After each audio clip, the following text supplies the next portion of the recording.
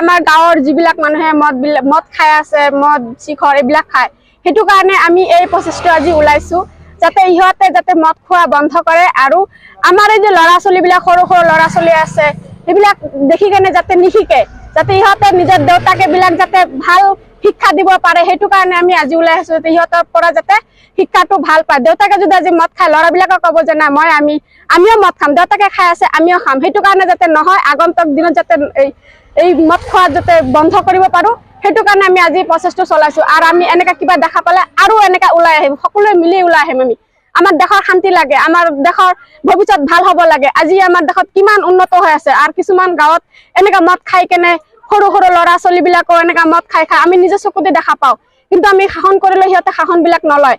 কিছুমানে সুধিলে ক'ব যে আমি খাওঁ, দেউতাকে খালে কি হ'ব, এনেকে যাতে নহয় সেইটো কাৰণে আমি আজি এই প্ৰচেষ্টাটো ওলাই আহিছো। আজি গিৰিয়েকক মানে মদ খাই উৎপাত কৰে, মহিলাবিলাকৰ মাৰধৰ কৰে, মদ খাই বহুত অত্যাচাৰ কৰে, দেশৰ এটা অশান্তি আনে।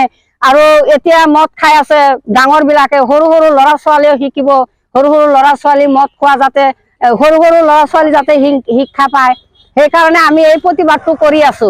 কাৰণ মদ খাই অত্যাচাৰ বহুত বাঢ়িছে, ঘৈণীয়েকক মাৰধৰ কৰে, ঘৰৰ পৰা খেদি দিয়ে, অশান্তি, আমাৰ দেশৰ অশান্তি, আমাৰ নৱজাত ল'ৰা ছোৱালী বিলাকেও অশান্তি, এইবিলাক মানে শিকিব আগলৈ। সেইকাৰণে আমি আজি মদ খোৱাৰ প্ৰচেষ্টাটো কৰিছো যাতে ভৱিষ্যতলৈ মদ নাখায়, যাতে ভৱিষ্যতলৈ আমাৰ দেশৰ এটা শান্তি আহে আৰু নিজৰ জীৱন যাতে গঢ়ি তোলে।